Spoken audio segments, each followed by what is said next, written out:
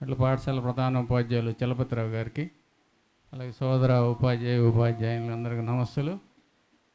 విద్యార్థులు, పెద్దవారు మీరందరికి కూడా ఆశీస్సులు, అభినందనలు.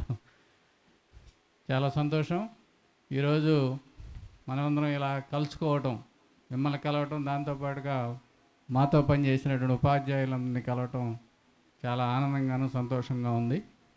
ఒక 10 days 15 days బ్యాక్ చెప్పినప్పుడు ఎప్పుడెప్పుడు కలుస్తామని ఒక యాంగ్జైటీ కూడా ఉంది. ఎవరెవరు ఉన్నారు, ఎలా ఏ స్థితిలో ఉన్నారో తెలుసుకోవాలని ఒక ఆసక్తి కూడా ఏర్పడింది. సంతోషం. మరి ఈ ఉపాధ్యాయ వృత్తిలో మరి ఎంతోమంది విద్యార్థుల్ని మేము చూస్తూ ఉంటాం. అందరినీ గుర్తించలేకపోవచ్చు, కానీ కొంతమందిని ప్రత్యేకంగా గుర్తించుకుంటాం. క్లాస్లో టాపర్సో, ఆ క్లాస్లో బాగా గొడవ చేసేవాళ్ళు, ఒక ప్రత్యేక ఐడెంటిఫికేషన్ ఉంటుంది. అలాంటి వాళ్ళు ఎప్పటికీ మెమరీలో నుంచి వెళ్ళరు. అలాంటి వాళ్ళందరూ గుర్తున్నారు. అలాగే నేను స్థానికంగా ఉంటాను కాబట్టి నాకు ఎక్కువ మంది కనిపిస్తుంటారు, వాటితోటి ఐడెంటిఫికేషన్ ఉంటుంది. ఆ విధంగా కూడా నేను ఎక్కువ మందిని, సార్ వాళ్ళందరికంటే కూడా నేను ఎక్కువ మందిని ఐడెంటిఫై చేయగలుగుతాను. అదొక సంతోషం. సరే, మీరు మన కేబీ చాలా చక్కగా మాట్లాడాడు, మంచి మాటకారి. ఈ రోజుల్లో సమాజంలో ముందుకు వెళ్ళాలంటే మంచి మాటకారితనం అవసరం. ఎవరైతే ఇంట్రావర్ట్గా ఉంటారో అలాంటి వాళ్ళు ఎదగలేరు. Even though he is a good intelligent, మంచి విద్యావంతుడు, బాగా తెలివి కలవాడైనప్పటికీ కూడా ఎవరైతే ప్రజెంటేషన్ బాగుంటుందో వాడు మాత్రమే ఎదగలుగుతాడు.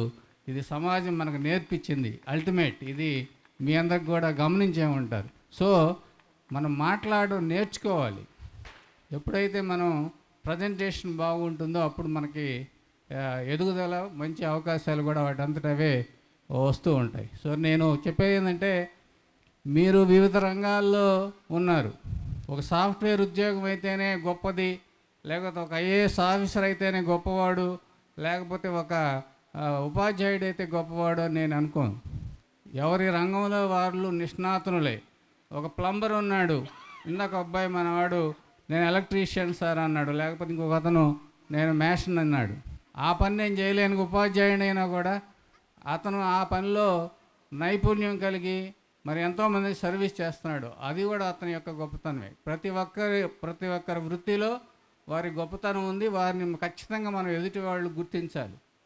అది మనం తెలుసుకోవాలి. ఎవరు ఆత్మన్యూనత ఉండకూడదు. మేము తక్కువ, నేను చేసేటువంటి పని తక్కువ అని ఎవరు అనుకోకూడదు. మనం చేసే వృత్తిలో మనం అల్టిమేట్ ఉండాలి. అదొక్కటి ప్రయత్నం చేయాలి. మనం ఏ వృత్తిని అయితే ఎంచుకున్నామో ఆ వృత్తిలో పరిపూర్ణమైనటువంటి మంచి ఉన్నత స్థాయిలో దాన్ని ఎలా ప్రజెంట్ చేయాలనే దాన్ని మనం ఒకసారి ఆలోచించినట్లయితే, దాన్ని ప్రయత్నం చేసినట్లయితే ప్రతి ఒక్కళ్ళు వారి యొక్క వృత్తిలో విజయాన్ని సాధించడానికి సోర్సెస్ ఉంటాయి. మరి ఈ సందర్భంగా మీ అందరికి కూడా ఒకసారి అభినందనలు తెలియజేస్తూ నాకు ఈ అవకాశం ఇచ్చినటువంటి అధ్యక్షుల వారికి ధన్యవాదాలు తెలియజేసుకున్నాను. Thank you.